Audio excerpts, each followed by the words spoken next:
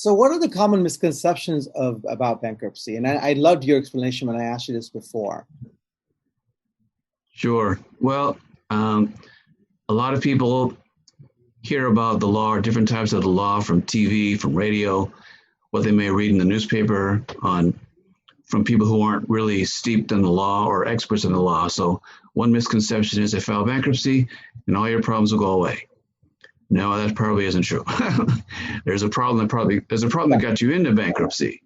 So whatever that problem is, if it's compulsive gambling, if it's compulsive spending, bankruptcy doesn't necessarily solve that.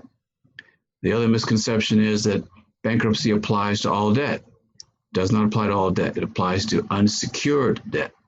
So a car loan won't apply to a car loan. A mortgage won't apply to a mortgage. It applies to credit cards, promises made without security, loans from credit card companies, and you can either get rid of all of that or a great deal of it through bankruptcy. Another misconception is that student loans can't be discharged or canceled. Student loans can be discharged through bankruptcy, but it's a very difficult process.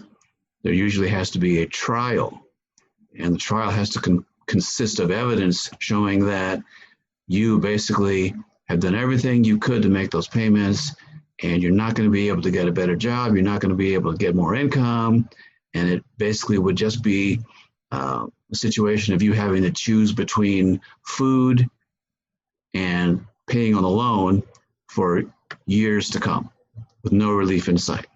So that's a very high bar, right, but it is possible to discharge bankruptcy that way. Well, another misconception is the misconception is that only businesses can do Chapter 11, and actually individuals can do Chapter 11, but it's relatively rare, and I think most people are probably better off doing a Chapter 13, which is a personal reorganization. But those are some of the primary misconceptions.